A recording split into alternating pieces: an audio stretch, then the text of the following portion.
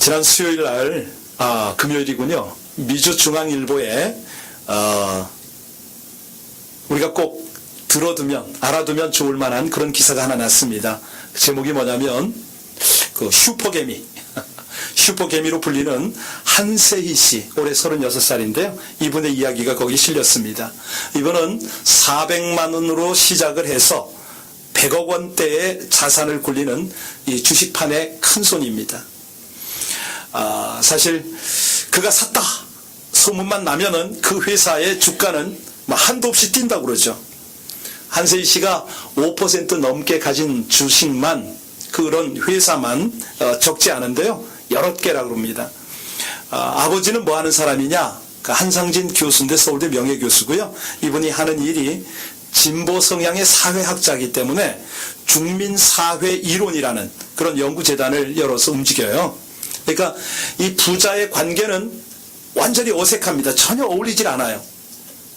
그래서 이 부자가 주식 기부를 프로젝트로 이제 하기로 두 사람의 관계를 좁혔습니다. 지금 실행하고 있는데요.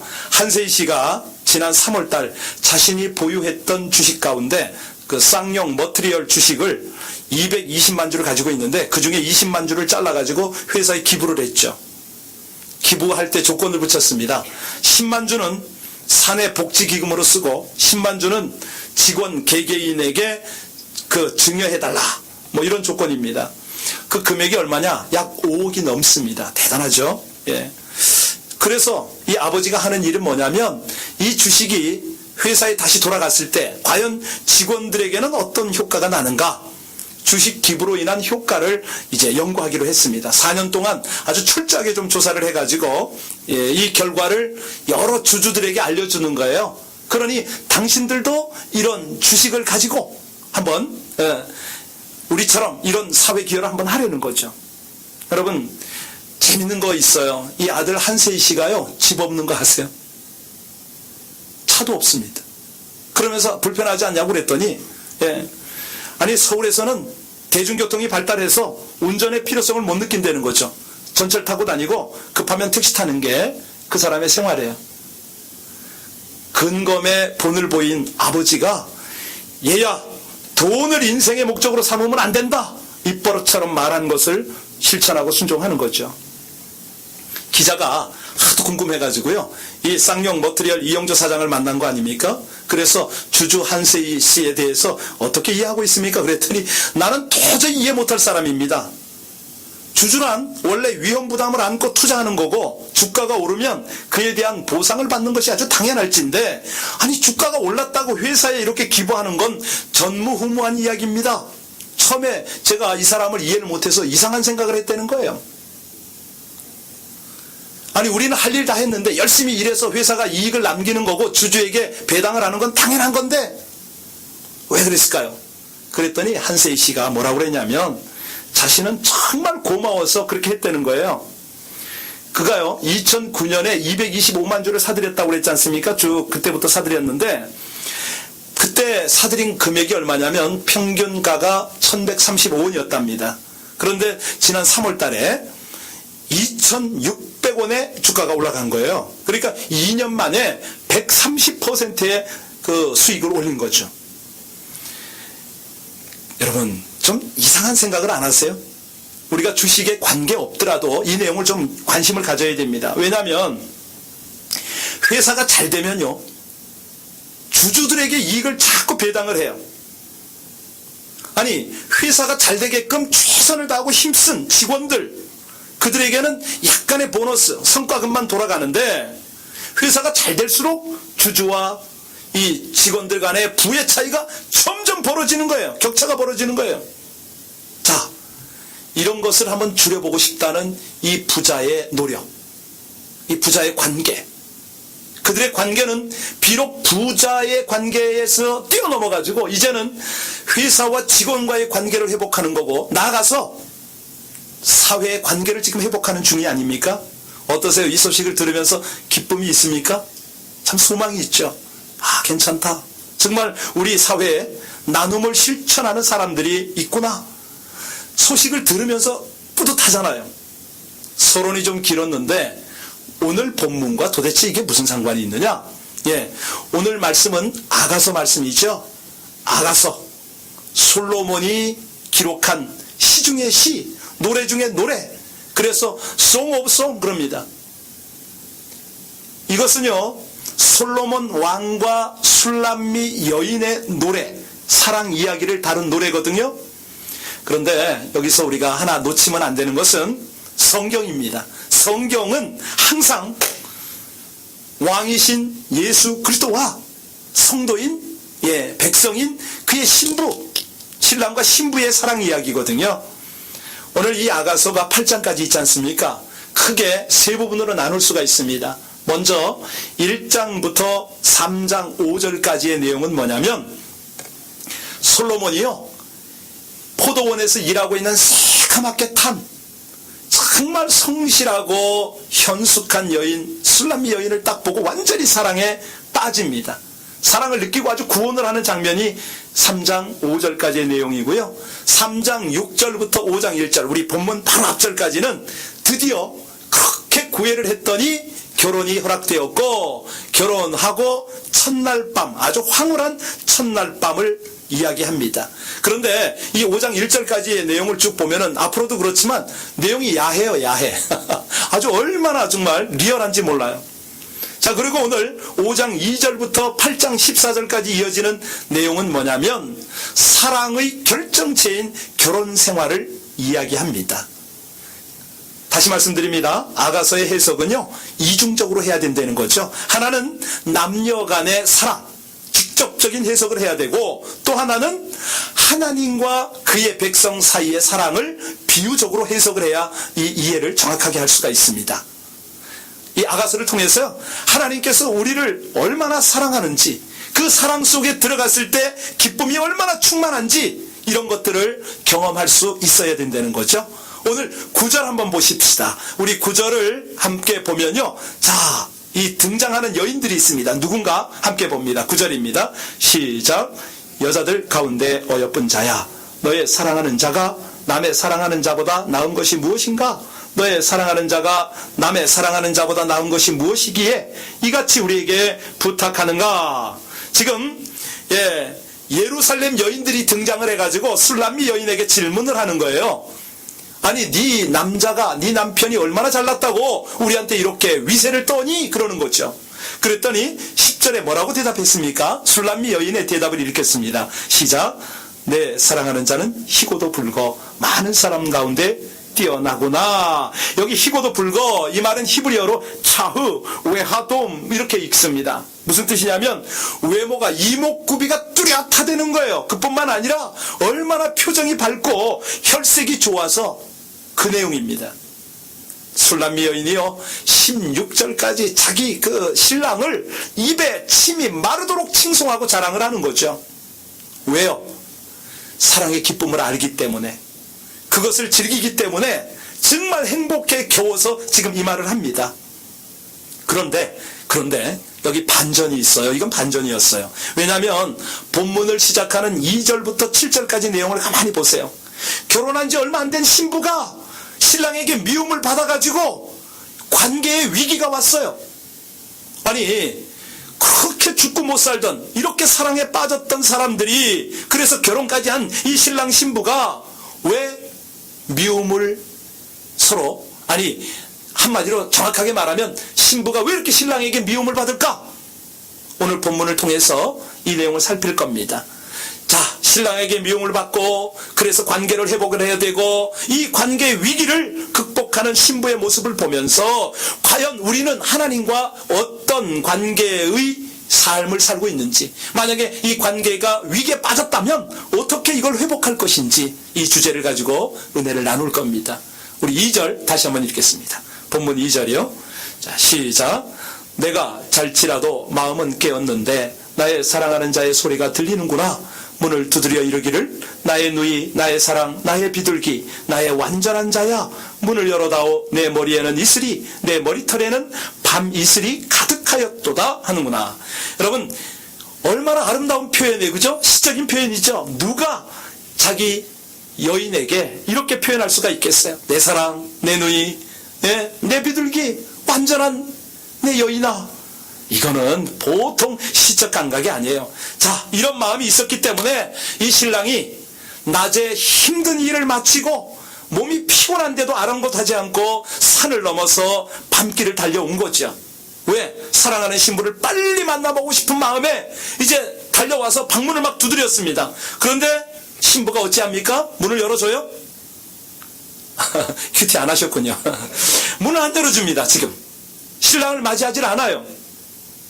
아니, 그렇다고 신랑이 온 것을 모를 정도로 깊은 잠이 들었느냐? 아닙니다. 2절을 가만히 보세요.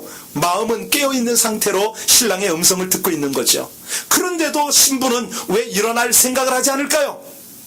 한마디로 더 자고 싶었기 때문에. 자, 그럼에도 신랑은 간절하게 문을 두드립니다. 나의 누이, 나의 사랑, 나의 비둘기, 나의 완전한 자야, 문 좀 열어다오. 간청을 합니다. 아주 지극히 친근한 애정의 표현을 하는 거죠. 온 마음을 다 여기 쏟아버립니다. 그리고 나의 비둘기라는 말은 순결하고 겸손하고 사랑스럽다, 뭐 이런 말을 나타내는 거 아닙니까? 예. 자, 이렇게 극진하게도 사랑을 표현하는데 신부는 자고 있어요. 여러분, 여기에 하나님의 깊은 메시지가 있는 거 아십니까? 성경에서요, 잠자다가 망하고 실패한 사람들이 참 많이 나타납니다. 노아는 벌거벗고 잠자다가 어찌 됩니까? 아들들에게 망신당하죠. 술 취해가지고 그렇게 자다가. 자, 그 다음에 롯은 잠자다가 딸들에게 범죄함을 허락하게 됩니다. 사울은요, 잠자다가 자기의 이 창과 물병 다 이것을 다윗에게 다 뺏기죠. 삼손은 어떻습니까? 드릴라의 무릎에 그냥 자다가 두 눈 잃고 연자 맷돌 돌리지 않습니까? 우리 예수님이 그런 말씀을 하세요.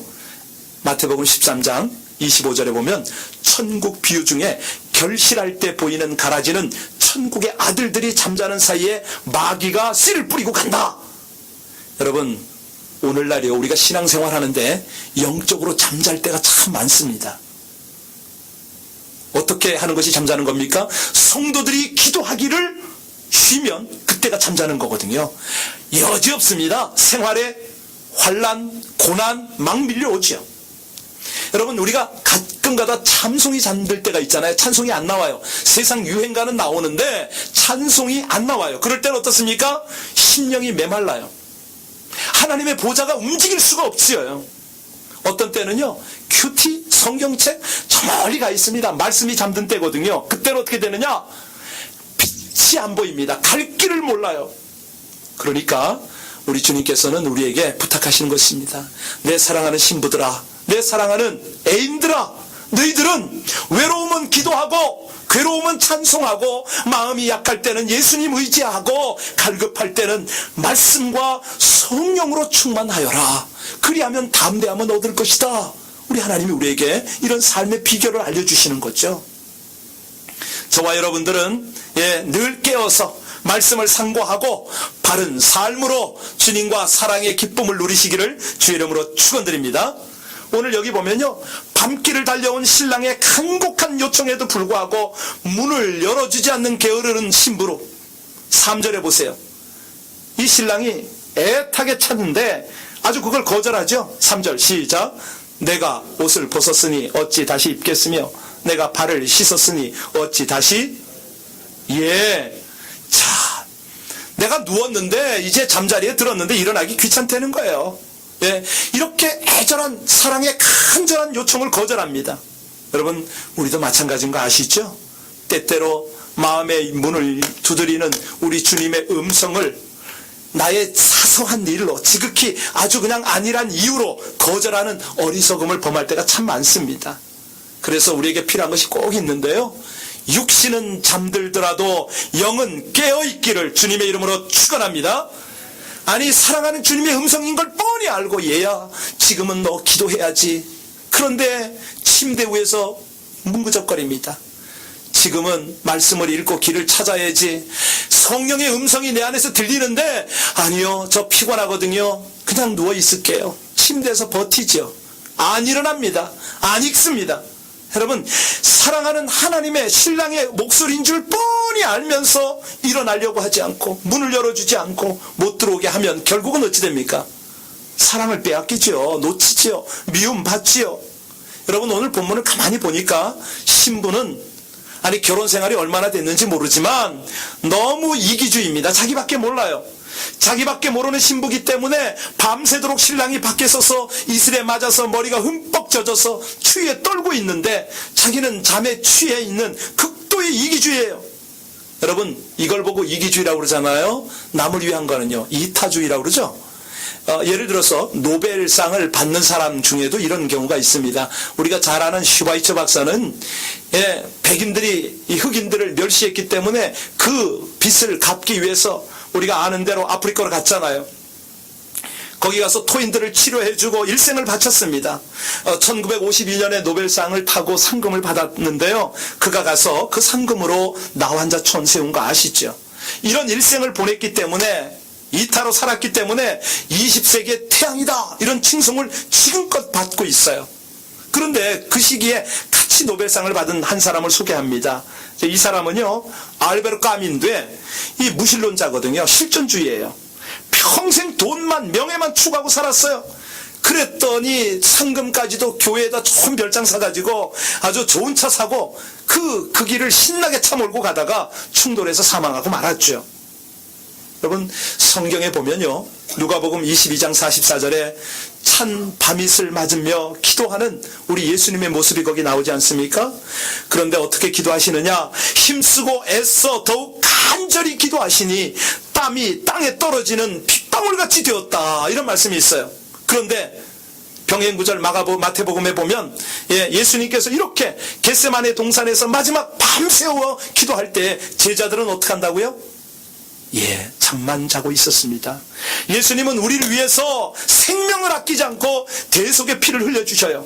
그런데 구원과 영생을 주시고 마침내 성령까지 우리에게 주셨는데 지금도 영원히 계신데 비교할 수 없는 무엇과도 바꿀 수 없는 그런 사랑을 베풀어 주셨는데 제자들은 어떻다고요?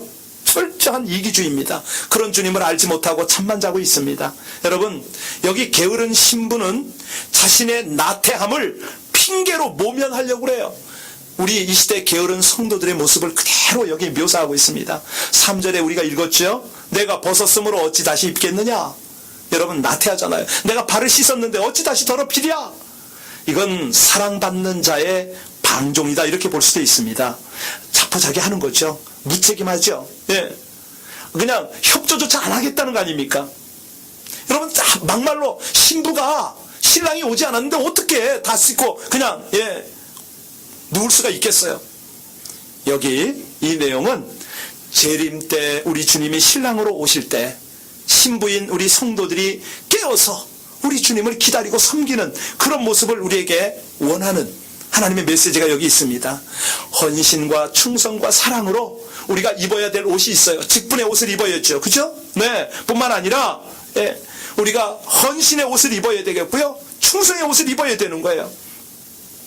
그렇게 신랑 예수를 준비하고 혼인잔치에 들어가시면 그때 칭찬과 상급을 받게 될 줄로 믿습니다.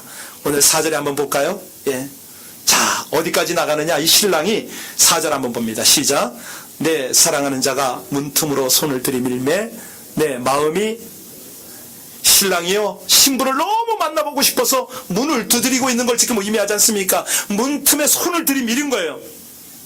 여러분 그럼에도 불구하고 마음을 잠그고 자는 자는 영적으로 황폐하죠. 아니 그냥 문을 두드리다 너무 지쳤어요. 밤이슬 맞다가 너무 추웠던 거죠. 그래서 문을 열어주지 않으니까 할 수 없이 문틈으로 손을 집어넣은 거죠. 5절에 보시면은 몰약까지 발라요.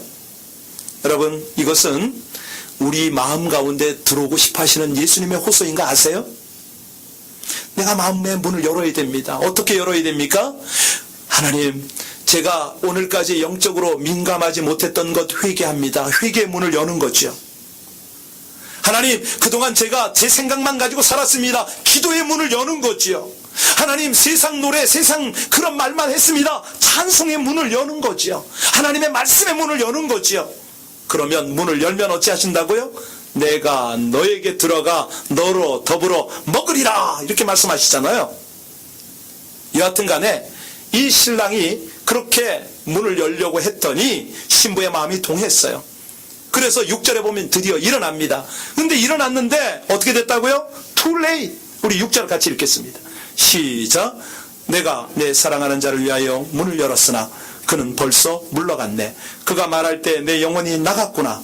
내가 그를 찾아도 못 만났고 불러도 그렇습니다. 허겁지겁 달려나가 봤는데 어디에도 보이질 않아요. 신랑의 그림자도 보이지 않아요. 아무리 소리쳐 불러도 대답을 안 합니다. 여러분, 우리가 늦으면 안 됩니다. 우리가 아무리 부르짖어 기도해도 주님께서 길을 막으시고 잠잠하실 때가 있어요. 침묵하십니다. 그럴 때는 우리가 마치 무덤 속에 있는 자 같다. 시편 기자는 그런 고백도 하는데요. 왜? 주님께서 노하신 결과죠. 7절에 한번 보셔요. 어떤 결과가 나타났습니까? 거리로 찾아 나섰지만 야경꾼들에게 조롱만 당한다는 거예요. 신부가 신랑을 찾기 위해서 밤중임에도 불구하고 길을 나섰어요. 그런데 밤길에서 뜻하지 않은 뜻밖의 봉변을 당합니다. 야경을 돌던 경비병들에게 매를 맞아요. 거리의 여자처럼 취급을 받습니다. 아주 경비병들이 그녀의 옷을 벗겨가지고 말할 수 없는 모욕을 안겨주었어요. 여러분, 이게 무슨 뜻일까요? 신부는요, 왕인 신랑 곁에 있을 때 누구도 접근 못할 왕비입니다. 이해하십니까? 그렇죠. 신랑을 잃은 지금은요, 거리의 여인처럼 그냥 전락해버렸어요. 업신여김을 받습니다. 그리고 후회해보지만 이미 기회는 놓치고 말아요. 저와 여러분들이 우리 예수님과 동행할 때 하나님의 자녀, 하나님의 사람으로 인정받으심을 믿으시기 바랍니다. 예수님 떠나잖아요. 똑같습니다. 세상에 수많은 사람의 하나거든요. 아무런 인정을 받을 수가 없습니다. 자, 이제 8절부터 16절까지의 내용은요, 신부는 만나는 사람마다 내 신랑 좀 찾아달라고 부탁을 합니다. 우리 8절 한번 읽겠습니다. 시작. 예루살렘 딸들아, 너희에게 내가 부탁한다. 너희가 내 사랑하는 자를 만나거든 내가 사랑함으로 병이 났다고 하려무나. 병이 났어요. 상사병이 난 거죠.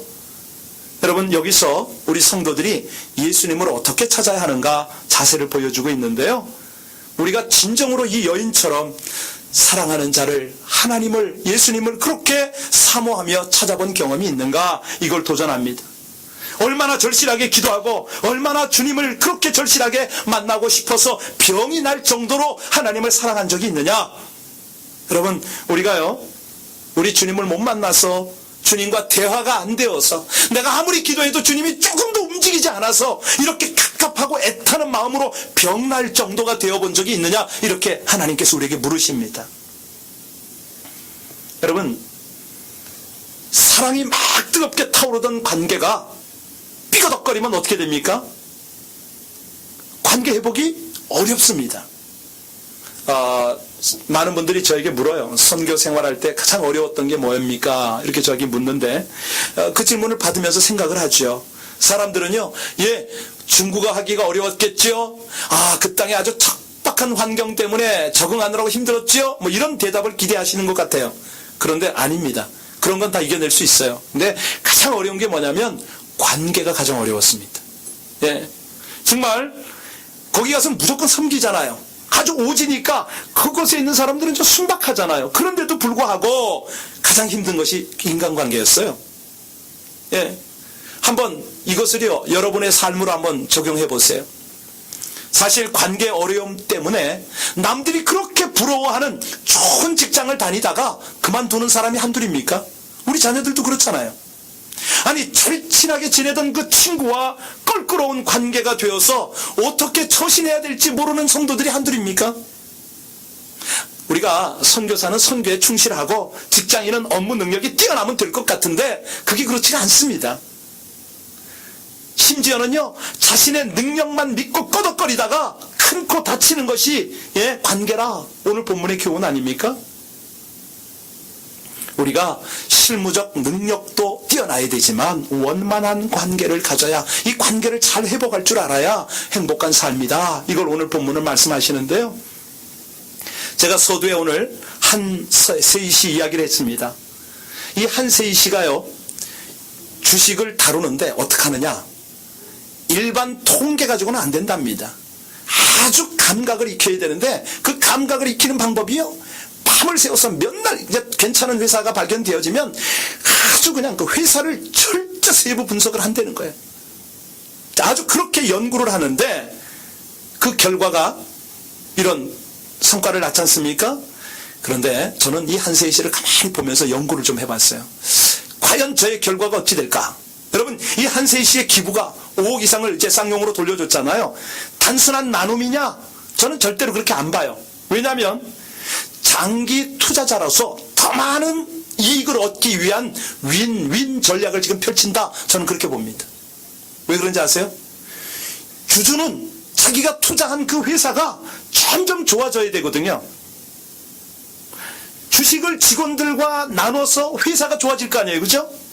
그러면 자기가 가지고 있는 주가는 점점 더 올라가는 거죠. 예. 여러분, 세상 사람, 이 사람이 예수 믿는지 안 믿는지 잘 모르겠어요. 신문에서 봤으니까 잘 모르겠는데, 여하튼 간에 이 사람의 관계를 형성하는 이런 수준이 이 정도라면 적어도 예수 믿는 우리 그리스도인의 관계 형성은 어떻게 되겠냐 이거죠. 여러분, 우리가요, 마음에 상처가 있잖아요. 예. 자, 이 상처는 왜 생기느냐? 관계의 단절이나 관계의 파괴에서부터 비롯이 되거든요. 그러니까 이 관계의 단절은 왜 생기느냐? 오늘 본문을 보니까 나태해서, 불순종해서, 이기주의로, 방임으로 여기서 생긴다. 우리가 봤어요. 근데 원래 이 관계의 파괴는 어디서부터 출발했습니까? 에덴 동산이에요. 아담이 하나님과의 말씀, 그 말씀을 불순종했기 때문에 관계가 깨지고 인간과 인간의 관계도 깨지고 인간과 만물의 관계도 다 파괴가 됐어요.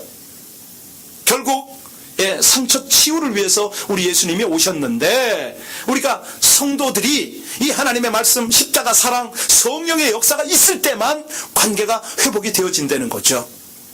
그런데 사람들이 좀 어리석어요. 왜 그러냐면 이 관계 회복을 위해서 자꾸 문제를 파헤칩니다. 물론 부부간의 문제, 성도간의 문제, 뭐 쓴뿌리 이런 것들을요 문제 파악을 하면 도움이 돼요. 사실입니다. 그러나 근본적인 치유, 근본적인 관계 회복은 어렵습니다.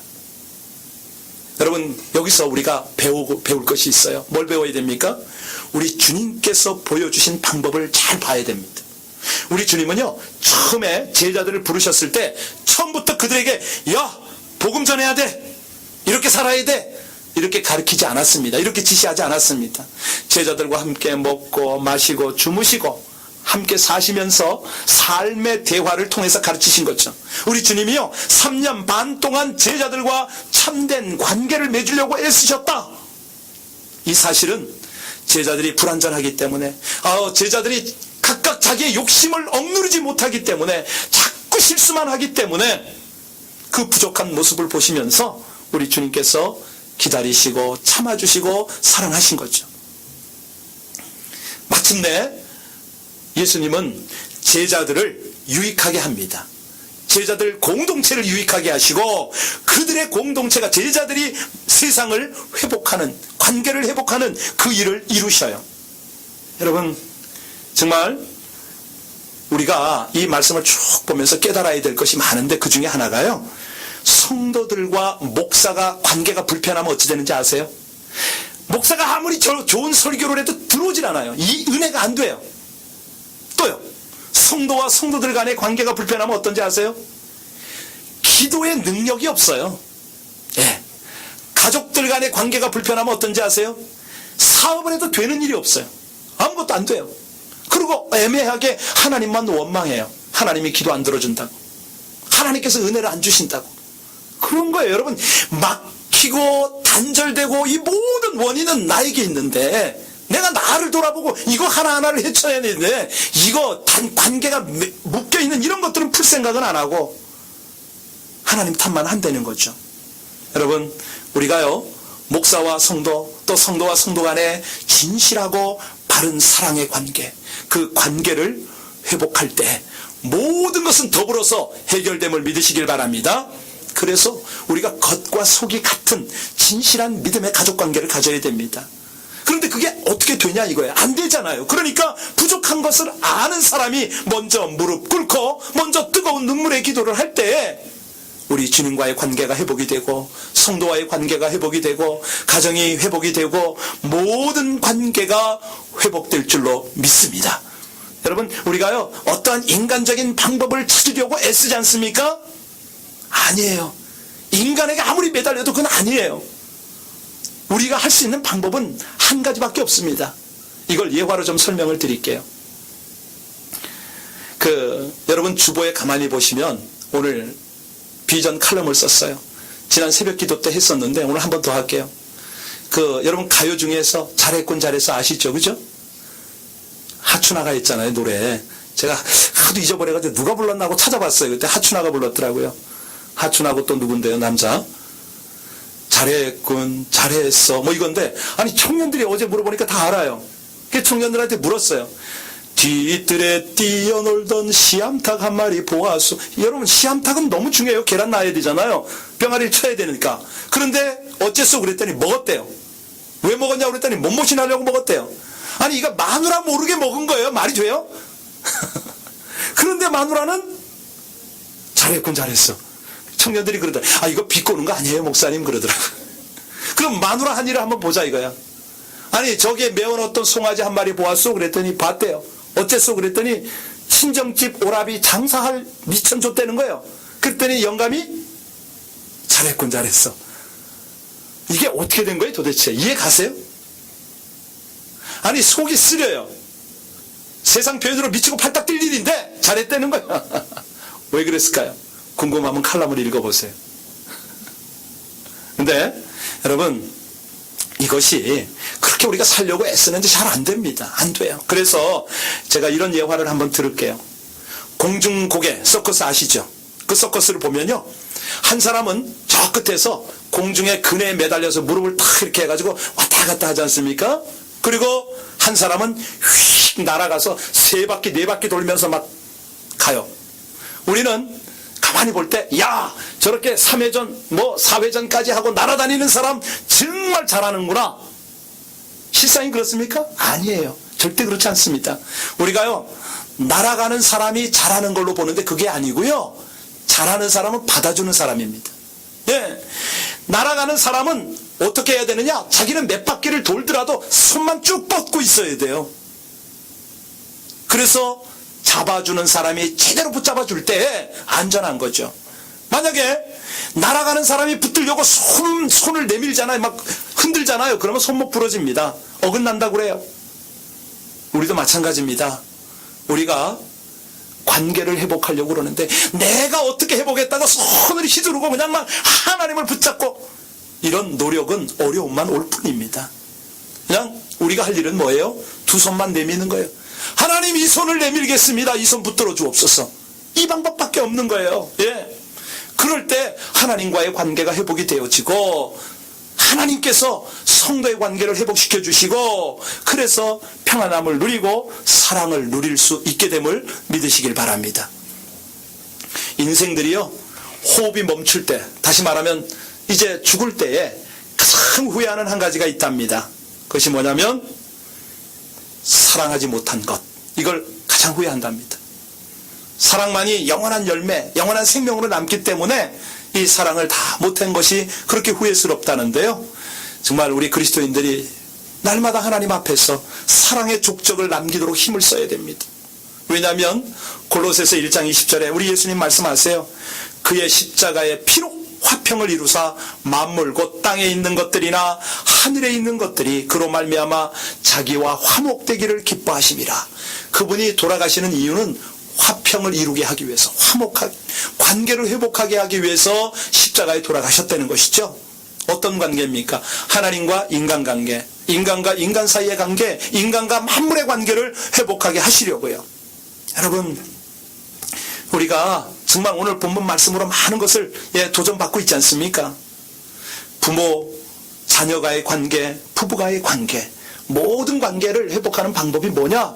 딱 하나밖에 없습니다. 십자가의 만남이에요. 십자가 안으로 와야 되고 십자가 위에서 만나야 되고 십자가에서 다시 세상으로 갔다가도 돌아와서 만나면 거기에서 회복이 될 수 있다는 것이죠. 오늘 이 십자가의 만남을 위해서 우리는 아주 거룩한 도전을 받았습니다. 어떻게 하라고요? 깨어있어라, 깨어있어라. 영적 나태함을 떨쳐버려라. 십자가로 올 수 있는 방법입니다. 또 하나는요, 어찌하든지 이웃을 위해서, 남을 위해서 내 자신을 드릴 수 있도록 하라. 이거 십자가로 오는 방법이고요. 마지막 무엇보다도 중요한 우리 주님의 본을 받아서 십자가 사랑으로 관계를 회복하는 것이었습니다. 오늘 이 아름답고 아름다운 사랑의 노래 속에 우리 하나님께서 깊이 감추어 놓은 하늘의 비밀을 깨달았습니다. 그렇다면 깨달음으로는 다 모든 관계가 회복될 수가 없지요. 삶으로 실천해야 합니다. 이 실천을 위해서 함께 기도하겠습니다. 기도할 때 하나님, 저가 두 손을 내밀겠습니다. 저는 할 수가 없어서 이 관계 회복하면 행복이 있고 사랑이 있고 기쁨이 있고 평안이 있는 건 알지만 제가 어찌 할 수가 없어서 다만 이 손을 주님께 맡깁니다. 주여, 두 손 들고 나가는 이 백성을 십자가 아래로 이끌어 주옵소서.